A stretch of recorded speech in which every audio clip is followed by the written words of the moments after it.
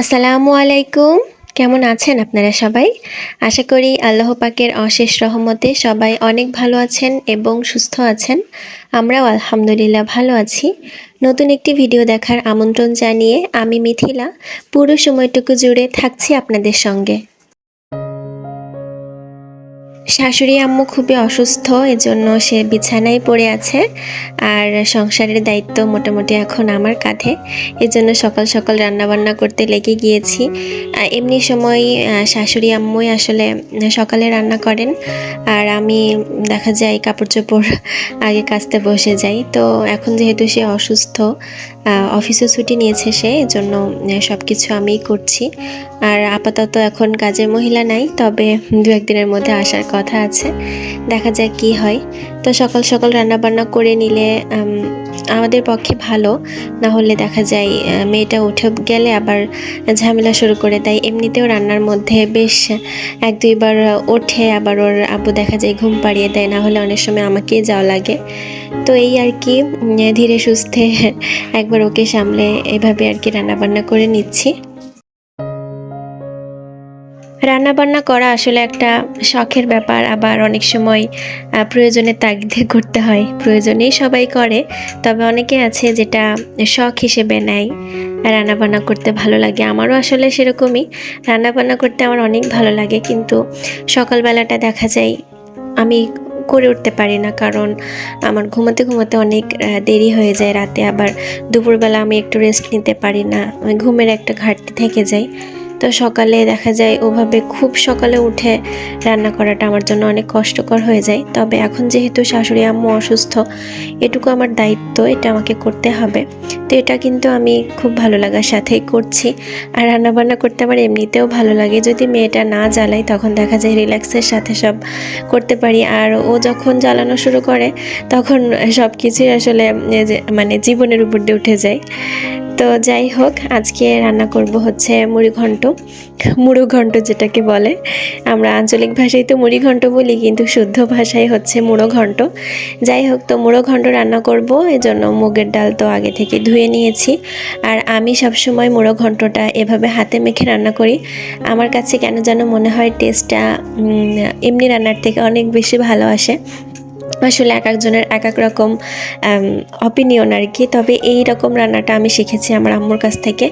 আম্মু দেখেছি সবসময় মুড়ো ঘন্টটা হাতে মেখে রান্না করে, আর সব কিছু আস্ত দেয়, কোনো কিছুই বেটে দেয় না। শুধুমাত্র কেউ যদি আদাটা ব্যবহার করে, এখানে আদা না ব্যবহার করলেও চলে, তবে আমি ব্যবহার করেছি শুধুমাত্র আদাটাই বেটে দিয়েছি। আর রসুন, পেঁয়াজ, কাঁচামরিচ সব কিছুই আস্ত দিয়েছি। আর আস্ত মশলা তো আছেই, গোটা মশলা সব কিছুই দিয়েছি যা যা প্রয়োজন। তো হাতে মেখে পরিমাণ মতো পানি দিয়ে দিয়েছি। আর আগে থেকে ঢেকে দেইনি, কারণ এর আগে আমার একটা এক্সপিরিয়েন্স হয়েছিল যে মাখানোর পর পানি দেওয়ার পর সাথে সাথে ঢেকে দিয়ে চুলা জ্বালিয়ে দিয়েছিলাম। আর ওটা দেখা যায় বলক উঠে একদম ঢাকনা উপচে পড়ে গিয়েছিল। তো অনেক রকম আর কি ক্ষতিও হয়েছে বলা যায়, অনেক কষ্টও হয়েছে, কারণ সব কিছু পরিষ্কার করতে হয়েছে। আবার দেখা যায় যে তেল মশলাটা দিয়ে রান্না করব সেটাও খানিকটা পড়ে গেলে স্বাদটারও একটা ঘাটতি থেকে যায়। তো এর জন্য আর কি ঢাকনাটা পরেই দিয়েছি।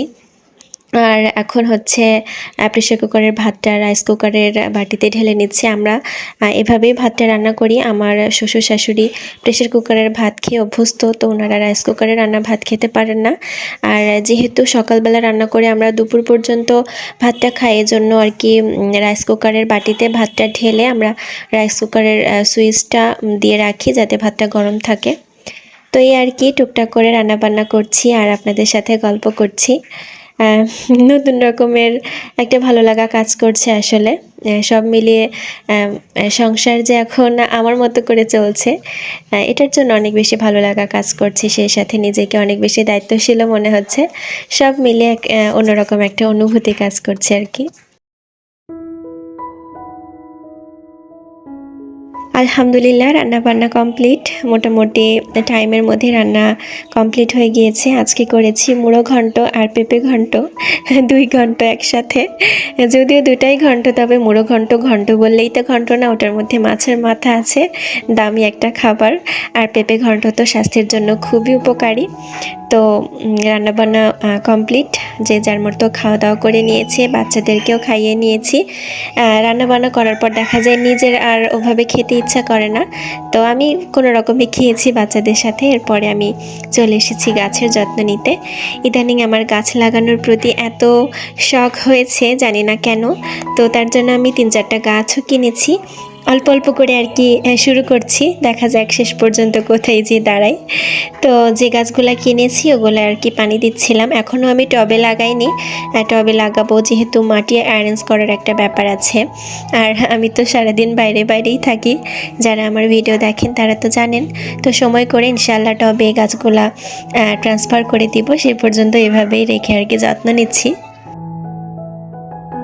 বাচ্চাদেরকে তো আমার মতো করে খাইয়েছিলাম। আমার মেয়েটা খাওয়া দাওয়া তেমন একটা করতে চায় না, কোনো রকমে 1-2 গাল ভাত খেয়েছে। তো নিজে থেকে বলছে ভাত খাবে, তো ওকে প্লেটে ভাত মাখিয়ে দিয়েছিলাম, তবে খাওয়ার থেকে নষ্ট করেছে বেশি। তো এভাবে আর কি একটু আধটু করে আমি অভ্যাস করছি যাতে একা খেতে পারে। এরপর তো ওর সাথে কিছু সময় অবশ্যই কাটাতে হবে, দিনের মধ্যে যে কোনো একটা সময় আসলে বাচ্চাদেরকে আমি দেওয়ার চেষ্টা করি, যেহেতু সবসময় কোনো না কোনো ব্যস্ততায় থাকা হয় আর কি। তো ওদের সাথে থাকলে দেখা যায় ওরা অনেক খুশি হয়, সে সাথে নিজেদের কাছেও ভালো লাগে। তার মধ্যে আবার বৃষ্টিও শুরু হয়ে গিয়েছিল। বৃষ্টি বলতে খুবই কম বৃষ্টি, কোনো রকমের বৃষ্টি একটু দেখা দিয়ে আবার চলে গিয়েছে। তো দুপুরবেলা রেস্ট নিয়েছি সবাই মিলে একটু, আর বিকেলবেলা এখন সন্ধ্যার নাস্তার জন্য আবার আয়োজন শুরু করেছি। আজকে ভেবেছি হালিম রান্না করব, যেহেতু কোরবানির ঈদ গেছে কিছুদিন আগে, ফ্রিজে অল্প একটু মাংস টাংস আছে। তো ভাবলাম শাশুড়ি আম্মু অসুস্থ, কোনো কিছু খেতে পারছে না, তো হালিম একটু রান্না করি, নিজেদেরও খাওয়া হবে, তাকেও একটু দেওয়া হবে। তো সব মিলিয়ে আর কি হালিম রান্নার প্রস্তুতি চলছে। দোকান থেকে হালিম মিক্স কিনে নিয়ে এসেছি, সেটা এখন গরম পানি দিয়ে ভিজিয়ে রাখলাম। আর এদিকে মাংসটাও রান্না বসিয়ে দিয়েছি, দেখা যাক টুকটাক করতে করতে কত দূর গিয়ে দাঁড়াই। হালিম রান্না করতে করতে আবারও একটা কথা বলে দিই, আপনারা এখনও পর্যন্ত যদি আমার ভিডিওটি দেখে থাকেন এবং আপনাদের কাছে যদি আমার ভিডিওর কোনো একটি অংশ ভালো লেগে যায়, তাহলে প্লিজ ভিডিওতে একটা লাইক দিয়ে চ্যানেলটিকে সাবস্ক্রাইব করে পাশে থাকতে পারেন। আর অবশ্যই আপনাদের ভালো লাগা খারাপ লাগা গুলা কমেন্টের মাধ্যমে আমাকে জানাবেন, এতে করে আমার অনেক বেশি ভালো লাগে, আর সেই সাথে কাজ করার প্রতি উৎসাহ কিন্তু অনেক বেড়ে যায়।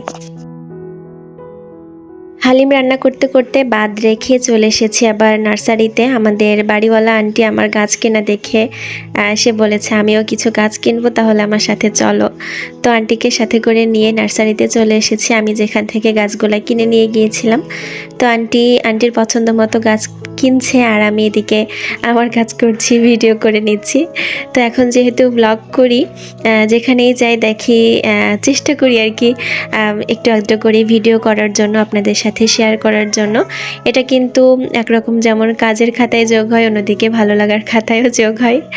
তো আন্টি তো নার্সারি থেকে গাছ কিনে চলে গিয়েছে, আর গাছ কেনার সময়ে আমি সানের সাইকেল নিয়ে আবার সাইকেলের দোকানে গিয়েছিলাম। ওর সাইকেলের ব্যালেন্স চাকা 2টা খুলে গিয়েছে, তো আজ 2 দিন ধরে খুব বায়না করছিল স্ট্যান্ড লাগাবে।